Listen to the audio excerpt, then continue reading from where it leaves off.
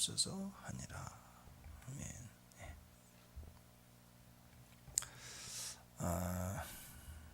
14절 보시면 레바논의 눈이 어찌 들의 바위를 떠나겠으며 먼 곳에서 흘러내는 찬물이 어찌 마르겠느냐.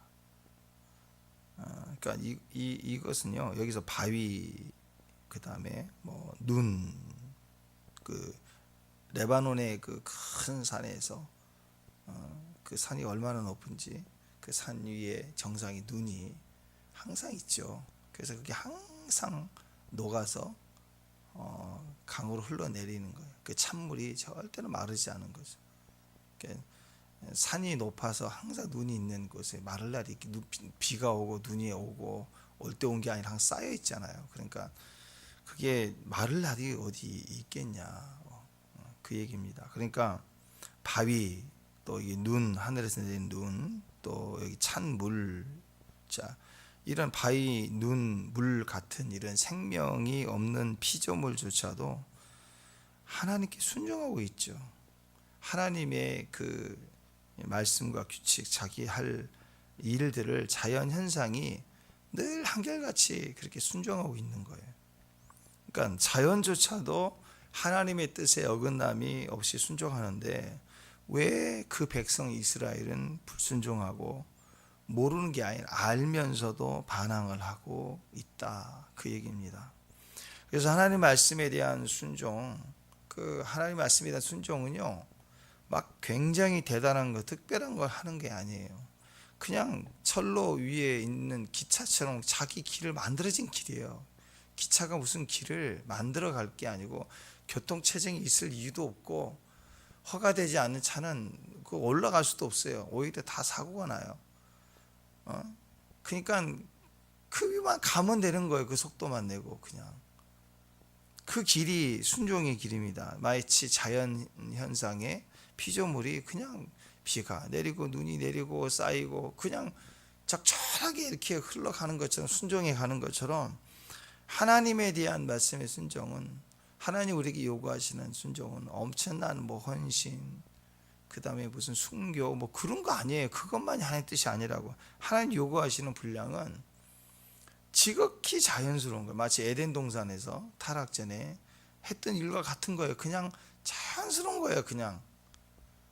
근데 거역하고 반역하고 죄가 많고 어렵고 막 그런 일들이 있으니까 그 하나님의 종들조차도 하나님 뜻을 분별하지 못하고 우상을 섬기고 이런 역기능이 되니까 몇몇 하나님의 신실한 종들에게 그런 순교라든지, 오늘 예레미야처럼 핍박을 받고 모함을 받고 막 갇히고 때리니까 맞고 막 이런 그 고난 가운데 있는 것이 우리 눈에는 대단한 순종처럼 보이는데, 사실 모든 사람들에 대한 하나님의 말씀입니다. 순종은 지극히 자기 모양대로 철로 위의 기차처럼 그냥 눈 내리고 비 내리는 것처럼, 자연현상처럼 자기 모양대로 꽃이 향기를 토해내는 것처럼, 과실 열매를 맺는 것처럼 그건 순종해서 늘 맺는 거예요.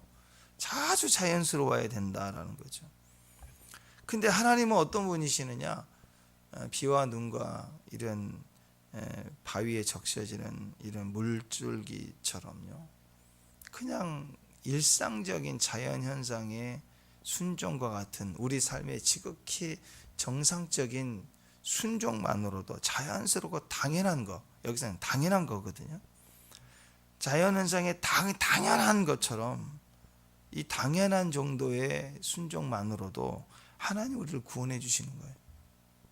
축복합니다. 그러니까 자기 죄로 심판받아야 되고 심판받고 있는 이 이스라엘이 위기당함, 바벨론 포로를 당함, 나라가 뺏기고 포로로 끌려가는 그런 모든 상황조차도 우리의 죄로 말미암아 징계를 받는 심판일지라도 거기서도 여호와께 돌아가자, 아주 그냥 당연한 거예요. 그 당연한 것만 해도 하나님이 구원해 주신다는 거예요. 그분이 우리 하나님입니다. 아멘.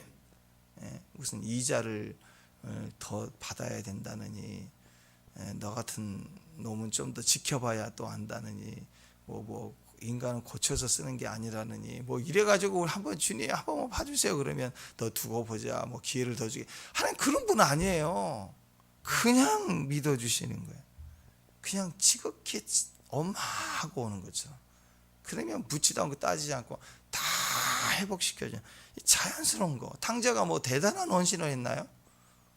그냥 돌아오는 것만으로도 돌아오는 게 본향으로 가고 아버지 집으로 가는 게 당연한 거죠.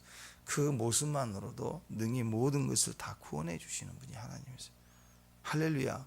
오늘 그 자연스러운 하나님, 그 엄청난 위대한 하나님을 우리는 좀 다시 오해하지 않았으면 좋겠습니다. 또 이 피조물조차도 대단한 일을 하는 게 아니라 당연한 일이에요. 우리가 얼마나 당연한 것을 못하고 살았느냐. 이렇게 이제 휴가철이나 어디 또 여행을 간다든지 할 때 그때 세상 깨달아요. 아니 하늘에 별이 있는 게 당연한 거죠. 며칠 전에 평창에서도 저녁에 비가 이렇게 선선하니까 구름이 꼈거든요. 한쪽. 근데 한쪽에 구름 사이에 이렇게 그 하늘이 보이는데 거기에 바짝바짝한 별들이 막 가득 찬 걸 보고 우리 옛날에는 그런 하늘 많이 봤잖아요. 그걸 제가 보면서 와 멋있다. 근데 그게 멋있는 게 아니죠. 당연한 거 아니에요 그게. 우리 삶이 하도 당연하지 않은 일을 하도 많이 이쪽 뭐 좀 시원하다는 요 강화만 가더라도 안 보여요 별. 별 안 보여. 여기서 시장 하늘에서 봐도 안 보이고 당연히 안개 낀 것처럼 뿌여가지고. 근데 당연한 것만 봐도 우리는 막 대단한 그 자유와 또 하나님 높고 위대하심이라고 얘기할 만큼 우리가 그걸 감격해 한다 이거예요. 피조물조차도 그냥 지극히 자연스러운 그 모습만 봐도 우리는 너무 행복해 하는 거예요.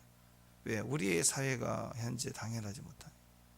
그래서 그냥 당연하게 열매를 맺고 꽃을 피워야 되는데 그것 가지고 우리가 뒤에 텃밭 만든 거 거기 방울토마토 막 열리는 거 보고 그거 막 와 열렸다 대단해야 하잖아요. 그거 비 오고 나면 다육이 잘 자란 거 한번 딱 근데 오 얘가 피했네.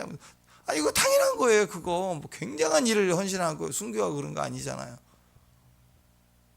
우리가 당연한 것만 해도 하나님은 깜짝 놀라세요. 이 세대가 하도 악해져 가지고.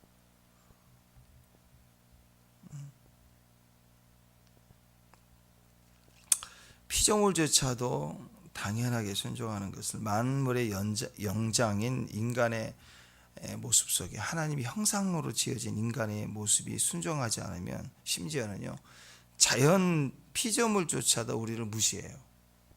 뭐 대놓고 막 인격적으로 무시하고 그러지는 않은 것 같아도 관계가 어긋난다고요. 하나님과의 관계가 어긋나 버리면 자연 피조물과의 관계가 어긋나요. 그래서 그 사람은 자꾸 뭘 해도 피조물조차도 거부한다니 거부한 일이 생겨요.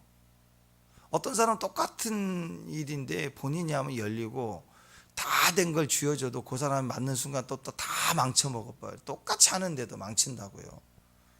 자연이 저 멀리 가버려요.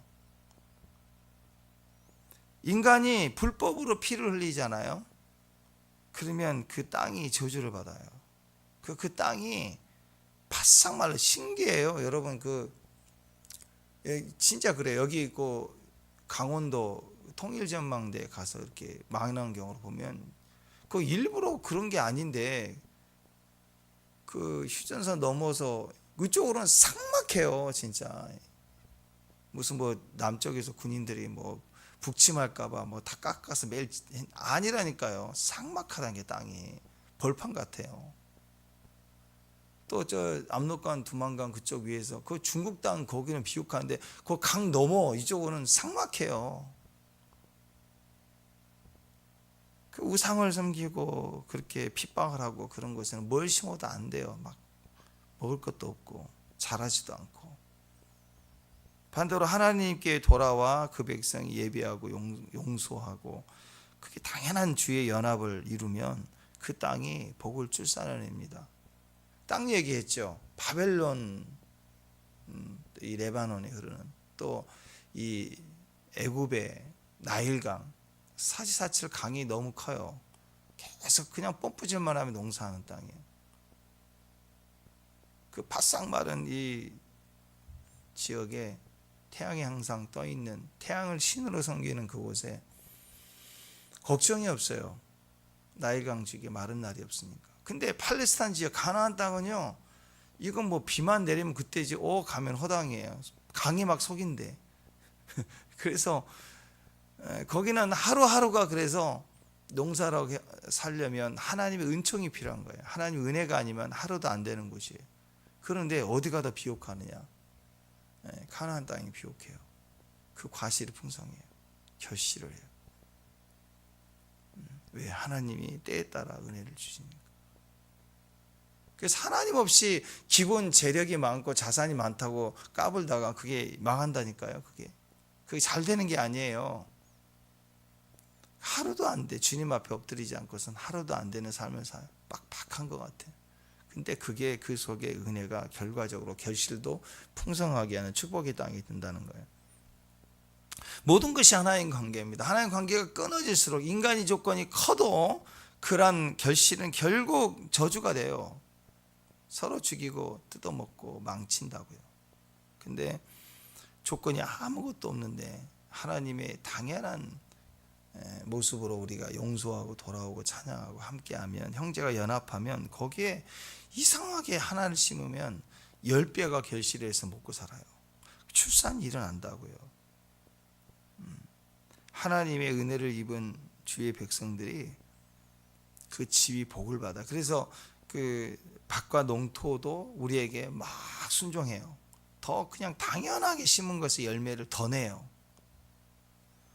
신명기 8장에 그 축복, 들어가도 나가도 복 받고 떡 반죽 그릇도요. 그 다음에 키우는 우양의 새끼까지, 가축까지 계속 복을 받는다고 하잖아요. 복은요 전체로 임하는 거예요.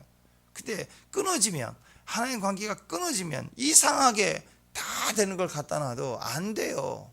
말싹 마르고 물 줘도 안 되고 기름을 줘도 그냥 병충해가 오고, 잘 키워놓으면 갑자기 메뚜기 있다고 해서 싹 쓸어가 버리고 막 그런 일들, 막 무슨 AF 때 조화기 터져가지고 쌀가 폭락하고 막 엉터리 같은 일들이 막 일어난다고. 인생이 그런 거예요. 자연 피조물들도 우습게 여기는 존재로 추락해버려요. 피조물이 그 하나님의 형상이라고 할 때 그 이미지가 환상이라는 뜻이거든요. 여러분, 환상과 실상은 다르죠.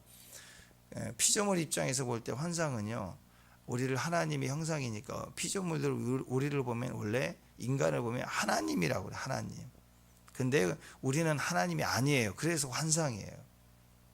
하나님 이미지로 우리가 형상을 따라 만들어졌어요. 그 말은 피조물 세계에서는 모든 피조물 인간을 볼 때 하나님이다라고. 그들은 하나님 영이 없으니 느낄 수 없으니까 우리를 통해서 하나님의 역사를 보고, 그런 중보자, 다스림의 역할로 인간이 창조됐는데, 이건 뭐 피조물도 순종하는 당연한 것을 순종하지 못하는 인간이 되면 피조물도 우리를 관계가 끊어지니까 우리를 막 우습게 여기고 막 그런 일들을 한다고요.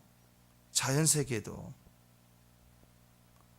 여러분, 그 피조물도 다 우리와 같은 언어를 사용하지 않지만 한다고요. 그 저 시험한 거 있었잖아요. 이런 식물에다가 이 센서를 달아가지고 모터를 달아서 기계를 이렇게 로봇을 만들었는데, 그 로봇에다가 장난감 칼을 이렇게 만들어놨어요. 그래서 얘가 반응하면 이게 움직이게. 근데 그 직원들이 실험을 했어요. 와가지고 막 너 이쁘다, 착하다 막 칭찬해주고, 어머 하면서 좀 닦아주고 하고. 근데 어떤 사람들은 잘라버려, 뭐 칼로 막 베버려, 너 톱으로 쏠 거야, 막 이렇게 협박을 하고 막 그래. 얘가 반응을 막 수치 반응을 보이는 거야. 일주일 정도 지나가지고요, 그 사람이 지나가는데, 그 사람이 지나가니까 얘가 그걸 느끼고 기억해가지고 그 사람 가까이 오니까 그 센서에다가 로봇을 달아놓으니까 로봇이 막 칼을 휘저어. 얘 오지 말라고. 얘를 또 기억을 해요. 그러니까 그 화초를 잘 키우는 보면 그 진짜 그래요. 이 화분을 잘 키우는 분도 보면은 우리는 왜 갖다 놓으면 왜 이렇게 죽냐, 물 주는데 이러잖아요. 근데 잘 키우는 분도 보면 매일 아침마다 오메 이렇게 피었네, 몽우리 하나 더 켰네, 자세히 봐주고 관심 갖고 닦아주고, 그 화초도 보니까 이렇게 늘 닦아주고 그러더만, 막 뿌려주고 마르지 않게 해주고. 얘기하더만 얘기. 우리가 볼 때 미쳤나 그러잖아. 하초하고 얘기하는. 미친 게 아니라고요. 관계라고 관계. 하나님도 마찬가지예요. 수시로 주님께 주님하고 얘기하고 찬양하고 믿지 않는 사람 보면 저 미쳤나 그러죠. 하나님 관계가 좋으니까 이 피조물도 좋은 관계에서는 당연히 열매를 맺는데 하나님 관계가 좋을 때 왜 열매가 없겠냐는 거예요. 15절에 보니까 하나님의 백성인데 나를 잊고 허무한 것을 분향했다 그러잖아. 하나님 백성인데 하나님께 예배하지 않고 허무한 것에 분향을 하나님 잊어버렸어요. 피조물도 당연히 하나님을 섬기는데 피조물조차도 우습게 여기는 일이 그 다음부터 일어납니다. 모든 환경이 다 역기능을 하게 돼가지고 가야 할 길에서 넘어져요. 가지도 못해요. 또 이상한 길로 자기는 안다고 가는데 다 헤매요. 그래서 자기 땅인데도 자기 땅에서 수치와 웃음거리가 돼요. 15절 16절 무릇 백성은 나를 잊고 허무한 데서 분향하거든요. 이러한 것들은 그들로 그들의 길 곧 그 옛길에서 넘어지게 하고 곁길 또 닥지 아니하는 길로 행하게. 길도 아닌데 막 헤매고 다니는 거예요. 개척한다고 난리를 치다가 다 망하는 거예요. 이거 한다 저거 한다 다 망하는 거예요. 그들의 땅으로 두려움과 영원한 웃음거리가 되게 한다. 자기 땅인데 거기서 웃음거리, 세상 사람들에게 웃음거리가 되게 해요. 그리로 지나가는 자마다 놀라서 그의 머리를 흔들라. 이게 놀랍다는 말은 기가 어떻게 저럴 수가 있냐 하면서 사람들이 이상하다 진짜 하면서 놀래. 이런 일이 될 수도 없는 일을 당하네. 기가 막히게 저거 바보 아니야? 막 이렇게 웃음거리가 된단 말이에요. 고개를 저으면 사람들이 지나가면 말을 하게 되더라. 내가 농사하고 있는 내 밭에서 그 밭에 심은 그 일로 인해서 나를 비웃고 내가 웃음거리가 되게 한다는 거예요. 내가 경영하고 있는 내 사업과 내 사업장에 내 기업에서 내가 웃음거리 놀림거리가 되고 마는 거예요. 어떤 사회이든요 어떤 공동체이든 당연히 지켜야 될 원칙이 있잖아요. 거기서 막 굉장한 일을 하려고 하지 않고 그냥 기본 원칙이 있잖아요. 어느 사회든지 직장을 가도 기본적으로 해서는 안 되는 게 있고 꼭 해야 되는 기본이 있잖아요. 직장 업무에서 이렇게 전부를 다 잘하고 이걸 떠나서 일단은 절대 해서는 안 되는 게 있고 또 이건 반드시 이 정도 기본 아니야 하는 그런 게 있잖아요. 근데 그 원칙을 지키지 않으면요 질서가 무너지게 돼 있어요. 질서가 무너지고 균형이 깨지면 서로 부딪히고 역기능이 되죠. 어려워지는 거예요. 관계가 다 틀어지는 거예요. 근데 당연한 거잖아요. 직장 생활이 업무 보는 거지만 업무를 탁월하게 보고 잘못하고 실수하지 않고 뭐 그런 것도 중요하지만 그런 거 괜찮아요. 일은 누구나 하는 거. 근데 기본이 뭐예요? 기본 뭐 지각하지 않는 거 그렇잖아요. 남들 그다음에 회의 날이에요. 회의할 때 또는 중요한 프로젝트 연구했던 결과 발표하는 서로 뭐에 정말 중요한 시간. 근데 맨날 지각 그 시간도 지각해. 근데 그게 한 사람이 아니라 이 사람도 지각, 저 시간 저 사람도 지각. 그러니까 같이 하고 대기하고 준비했던 밤새 준비하고 있는 사람들은 허망한 거에 자꾸 한 사람 두 사람 늦어가지고 막 1시간 2시간 기다려야 되고 막 이러면 일을 하고 안 하고의 진행은 두 번째고 자꾸 마음이 상한다고요. 누구는 더 고생하고 쟤는 또 늦게 오고 당연하게 여기고 보이지 않는 그 역할들이 있잖아요. 역할 또 부장 역할이 있고 가장 역할이 있고 근데 말단이 지 마음대로 막 이랬다 마음대로 해버려 그냥. 그러면 벌써 그런 질서들이 서서히 상하면 어떻게 될까요? 일을 하고 못하고 문제가 아니라 전체가 역기능이 될 수밖에 없어요. 그러니까 균형과 질서를 위해서는 기본적인 원칙이라고 하는 것을 지켜야 아름다워지는 거죠. 마땅히 지켜야 될 일, 존중해 주는 거. 또 같은 직장이지만 연장자. 그렇잖아요. 또 늦게 일을 시작하신 분, 나보다 한 5년, 6년 또 이런 연배 있는 분이 내 밑으로 들어올 수도 있는 거예요. 직책상. 근데 직분이 그런 거죠. 근데 존중해 주면서 일을 같이 할 때 서로 얼마나 연합이 잘 되겠어요. 그런데 막 윗사람이라고 막 까분다고 왜 말 안 듣냐고 막 억압하고 그러면 그게 쌓이면 그 기본적인 인간 관계 속에 문제가 생기게 되면 어떻게 되겠어요? 거기 결과적으로는 열매가 좋지 않게 되는 것입니다. 막 업신여기고 인격을 우습게 여기고 또 직분직책이 있다고 막 자기 속에는 옳은 대로 막 행하고 결국 서로가 비웃음거리가 된다고. 그러니까 어떻게 해야 돼요? 인간은 하나님 말씀을 듣는 게 기본이에요. 기본. 신기하죠. 그 기초를 안 하면 모든 관계가 하나님 관계가 끝난 게 아니라 피조물까지 관계가 끝나버리는 거예요. 하나님 말씀을 듣는 게 기본입니다. 예배하는 게 기본입니다. 기도하는 게 기본입니다. 섬기고 선교하는 거, 구제 선교하는 거 기본입니다. 그게 마땅한 거예요. 그런데 혹시 우리 실수나 죄로 우리가 잘못된 일을 행해서 몸에 병이 오고 시간에 병이 오고 다 소위에 병이 오고 막 어려운 일을 당해도요, 그게 분명히 죄의 심판이라고 합시다. 그럴지라도 엄청난 회개 막 그런 게 아니라 그냥 기본 돌아와야 돼. 기본 하나님의 음성을 듣기 시작하는 거, 기초로 돌아오는 거, 기본으로 돌아오는 거, 존중하고 예배하고 기도하고. 그러면 그 마땅한 작은 일, 기초, 이 업무 능력이 하루아침에 탁월해지냐고요. 근데 이 역기능의 상황에 기본이 딱 잡히니까 그 한 사람 때문에 전체가 다시 자기 위치로 꽤 맞춰지기 시작하는 거예요. 그 한 사람의 영향력이 굉장히. 예전에 그런 예화 한번 했잖아요. 그 부서의 직원들이 사람들이 참 좋은데 자꾸 지각을 해. 한 사람, 두 사람 꼭 30분. 이 사람이 빠지면 또 이 사람이 빠지고, 부장님 죄송해요. 그럼 또 빨리 합시다 하고 막 이렇게 또 분위기가. 그러니까 신입사원이 이제 왔어요. 그 부서에. 딱 들어왔는데 이제 우리 신입사원도 오고 하는데 우리가 이제 분위기는 좋지만 그래도 원칙은 지키자. 시간을 좀 잘 지키자. 이건 이번에 새로운 마음으로 한번 다 같이 잘 지켜보자. 그러면서 만약에 30분 늦는 사람은 100만 원 내는 거야. 100만 원. 알았지? 벌금이야. 100만 원. 그랬더니 그렇게 해요. 다 넘어갔어요. 근데 그 다음날 신입사원이 무슨 일이 생겨가지고 차가 잘못돼갖고 비차 못하게, 신입사원인데 열심히 오려고 했는데 늦은 거예요. 30분 늦었어요. 근데 신입사원이 바로 오지 않고 은행에 가서 100만 원을 찾아가지고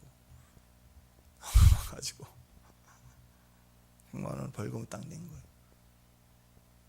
그러니까 다 뭐라 하냐면, 그냥 한 거야. 괜찮아. 그냥 열심히 하면 되지. 뭐, 우리 부담 주려고 그런 거 아니야. 근데 문제는 이 신입사원 태도예요. 약속은 약속이잖아. 그 다음부터 그 부서가 놀래. 긴장을 해가지고 그 부서가 1등을 했다고 하잖아요. 아주 그냥 그 때문에 벌벌 떨면서. 무슨 말만 하면 다 지켜야 돼. 이 하나 때문에, 이 한 사람 때문에, 막내 한 사람 때문에. 그러니까 원칙이라는 것이 정확해지기 시작하면 무서워지는 거예요. 굉장히 무서워지는 겁니다. 기본이 무서워요. 하나님이 말씀하시면 지켜야 되잖아. 이게 신앙이 분명하면 무서워지는 거예요. 근데 오늘 보세요. 18절 이하를 보면 하나님 말씀을 이렇게 이 막내처럼 순수하게 믿고 증거하는, 기본으로 들어라 하고 외치는, 그리고 그에 향한 에레미야에 대한 유다 백성들의 반응이 나와요. 뭐라고 하느냐? 우리가 꿰어내어 에레미야를 치자.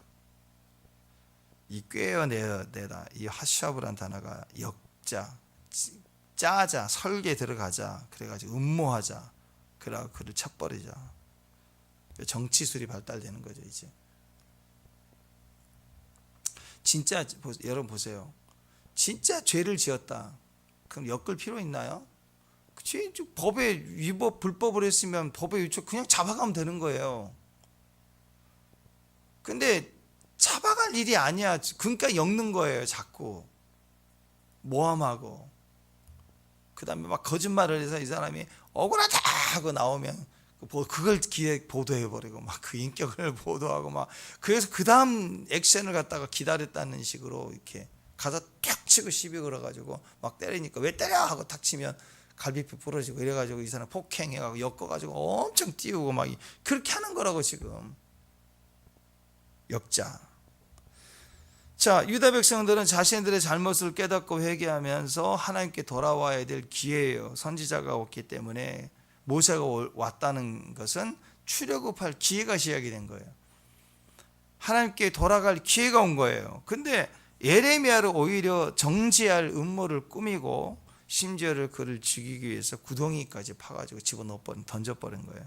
나중에 38장에 보면 실제로 진흙구덩이에 던져버려요.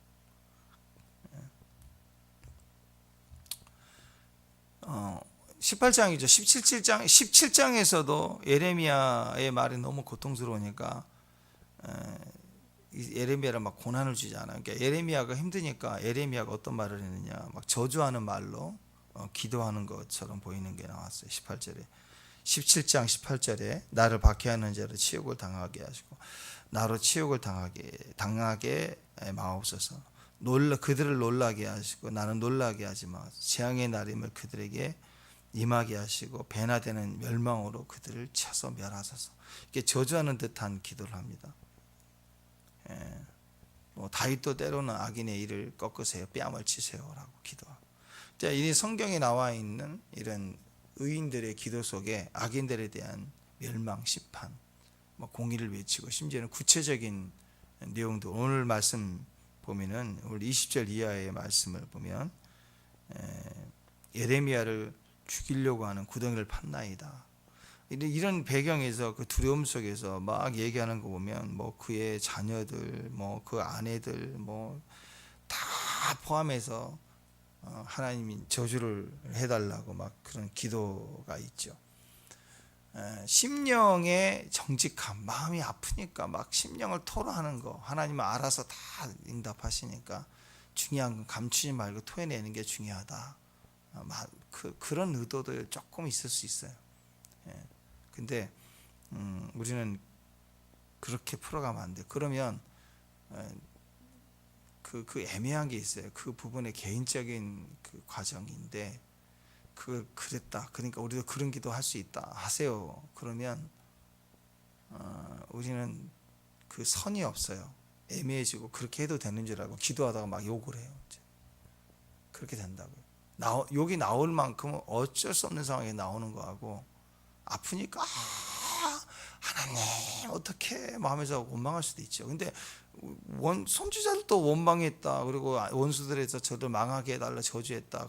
그러면요 영적 싸움 한다고 하면서 막 욕하고 막 귀신 쫓을 때 막 욕하고 그냥 나가 하면 될 일인데 막 욕하고 막 그래야 나간다고. 이게 조금 더 과장돼 버리기 시작하는 거예요. 예전에 제가 청년 때 미국의 케란토스 목사님이랑 내적 치유하시는 그 목사님, 나이 많은 할아버지 목사님이시다. 그 목사님은 축사를 제가 본 중에서 제일 쉽게 하신 분 같았어요. 그냥 go 할아버지의 말이 나가 이렇게 못하고 나가, 예수 이름으로 내가 너희 나가. 반응이 없어요. 그냥 다음 또 이렇게. 근데 그 기도 받고 나서 그 현상이 없어지는 거예요, 사람들이. 그러니까 꼭 막 욕하고 너 10원짜리 너 나와, 너 어디서 왔어, 누구지, 막 20원짜리 막 그렇게 안 해도 되는 거예요. 그렇게 예수님 그렇게 하셨냐고. 근데 진짜 화가 나면 내 사랑하는 우리 아들 몸에 이 암을 집어넣어 8개월밖에 안 되는 이 막 핏덩어리 내 아들에게 이런 암을 집어넣어서 이 혈액암 이 귀신아 나가라 할 때 너무 분노 나면 조금 욕을 나올 수 있다고 합시다. 그 정도로 허용할 수 있다고 해야죠. 근데 그런 게 아니잖아요. 지금 그렇게 허용하면 막 그런 게 나와. 그 다음에 내적치유 사역 하는데도 보면 그런 경우 있어요. 막 그 상처에 대한 것을 토해내라. 그러면서 막 망치 같은 것도 주고요. 막 신문지 몰아가지고 막 바다가 치면서라도 막 하고 욕할 수 있으면 욕도 하라고 막 그래. 그러면 또 옆에서 그 팀들이 혼자 하라고 하면 좀 무슨 뭐 연극하는 것처럼 쇼하는 것처럼 써먹하잖아요. 그러니까 옆에서 또 이게 산파들 마냥 물어줘야 돼. 아 해주고 막 때려준다고. 그러면 안 하려고 했던 사람들 분위기가 불 끄고 막 이렇게 해주니까 따라서 하다가 보면 진짜로 막 쌍욕하고 막 난리를 쳐요. 막 뒤집어지고 울고 불고 깨부시고 막 그러면서 또 이제 시원하다고 좋다고. 근데 그게 그 치유 방법 중에 그런 게 하나가 있어요. 그런 정신과적인 치유도 그렇고 상담에서도 그런 게 있고 저기 그 뉴에이지죠. 명상하는 데서도 그런 공동체에서 그런 걸 해요. 막 매트리스를 사방에 다 깔고 사람들이 다 이렇게 벽에 대해서 매트리스를 잡아줘. 그리고 거기 안에 들어가가지고 오만 난리를 치라는 거예요. 몸부림치라고 발로 차고 막 절규를 하게. 그러면서 치유가 된다고 하는데 저는 근본적인 치유는 아니라고 생각해요. 화풀이 하는 거예요. 쌓인 감정 쏟아내는 건 치유가 아니에요. 또 쌓여요. 근데 그렇게 자꾸 이렇게 저주기도 뭐 한다 하다 보면 자꾸 그렇게 한다. 그 예수님 그 사건 중에 무화과 잎을 저주해서 말랐다. 그것은 그 전체적인 메시지가 있잖아요. 무화과 나무의 비유. 근데 말랐대, 명령에서 저주해서. 그래 그걸 보고는 또 그 캐처를 해가지고 막 또 막 저주해. 뭐 이렇게 막 저주하고. 그렇게 원칙이 되고 방식이 되면 내노남불 그러잖아요. 내가 하면 로맨스 남이 하면 불륜. 그런 식으로 판단이 자기에게 주면 다 막 저주하는, 막 좀 기분 나쁘면 잘 되나 봐라 하면서 막 기도하면서 막 방언하면서 막 욕하고 막 그런 분위기가 된다고. 그렇게 자꾸 심지어 어떤 사람들은 귀신을 쫓을 때 귀신을 욕하면서 쫓아야 된다고 가르쳐. 그 사역을 같이 하는 사람들 보면 다 욕해요. 사역할 때마다 귀신아, 뭐야, 10원짜리, 20원짜리 귀신아. 막 근데 나는 그게 너무 불편했어요. 그걸 옆에서 보면서 저분은 많은 사람들 앞에서 서놓고 욕해버리면 물론 귀신하게 한다고 하지만 그분은 얼마나 마음에 상처를 입을 것 같아. 사람들 앞에 내가 섰는데 나에 대한 병을 고쳐주는 건 좋은데 막. 아니 병원에 가서 여기 뭘 좀 떼야 된다고 수술을 받는데 의사가 수술하는 내내 나를 보고 욕을 하면 그거 좋겠어요? 아무리 병이고 뭐 여기 세포 떼는 겁니다. 그러면서 막 욕하면서 계속 하면 마치 받는 것도 싫을 것 같아. 하나님 그렇게 하지 않으시잖아요. 그러니까 이걸 해석을 잘못하면 그래요.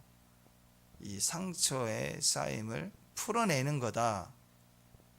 그리고 그 감정을 쏟아내야 된다. 맞는 말인데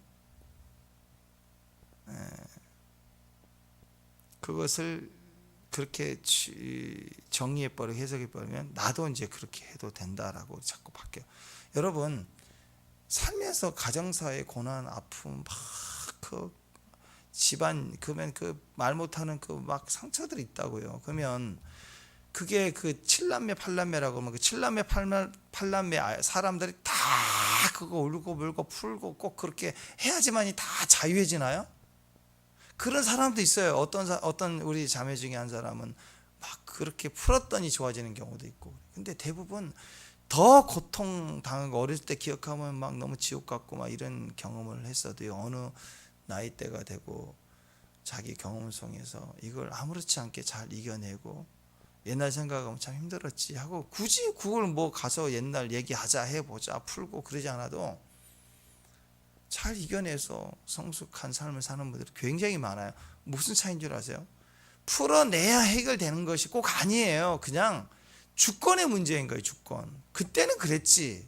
그래 지금은 내가 어떤 결정을 할 수 있는가? 우리 믿는 사람들은 모든 게 하나님 주권이다.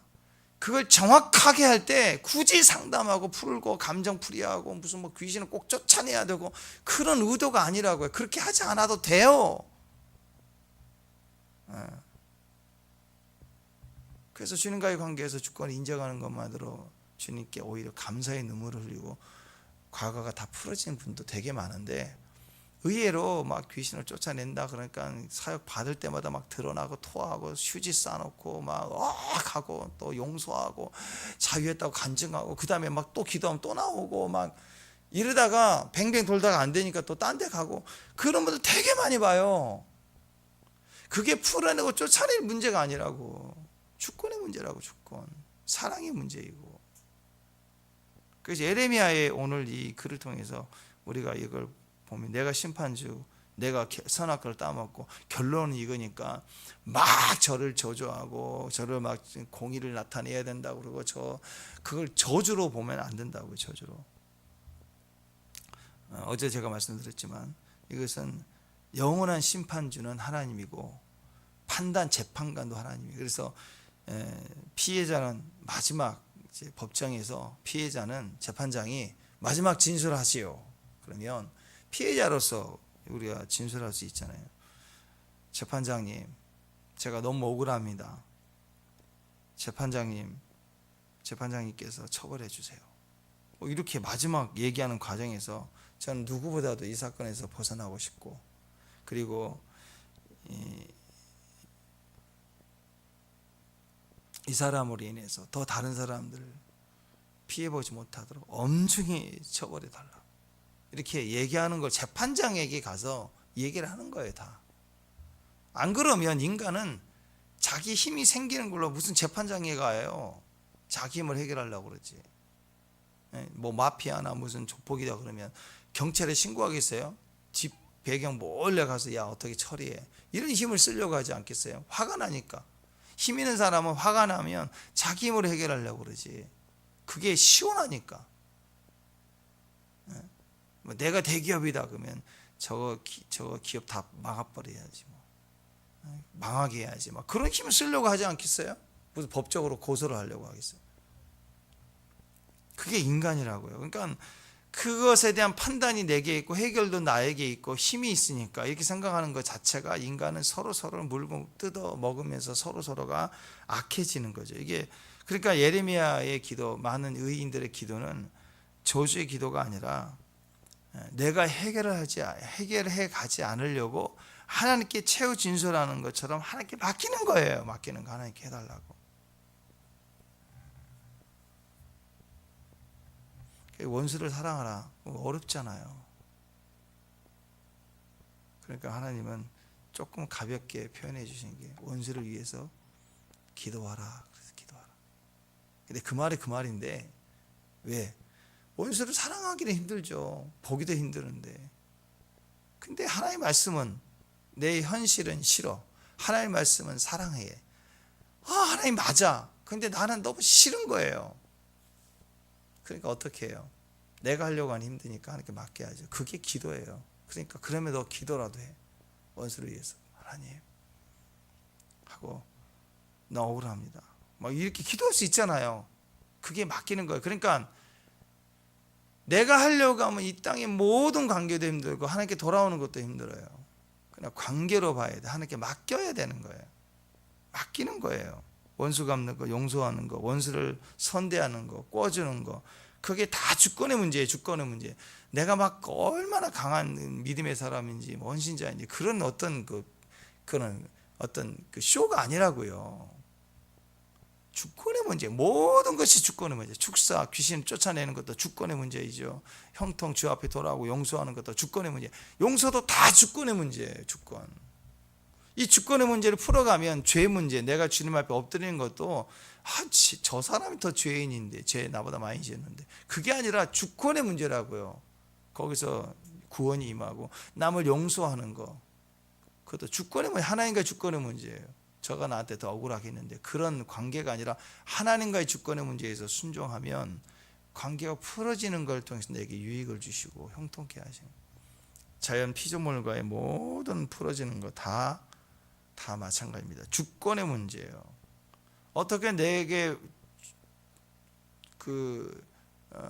처한 상황 속에서 내가 형통할 것이냐. 요새를 보세요. 상황은 악했어요. 형제들한테 노예로 팔렸어요. 종살이에요. 감옥까지 가요. 근데 그걸 주권만큼은 분명했잖아요. 그러니까 계속 승승장구하고 형통할 수밖에 없는 거예요.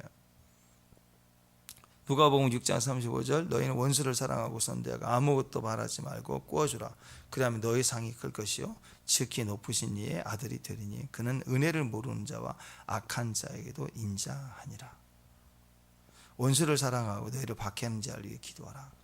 자, 원수를 사랑하고 선대하래. 원수를 선대하는데 아무것도 바라지 말고 꿔주래요.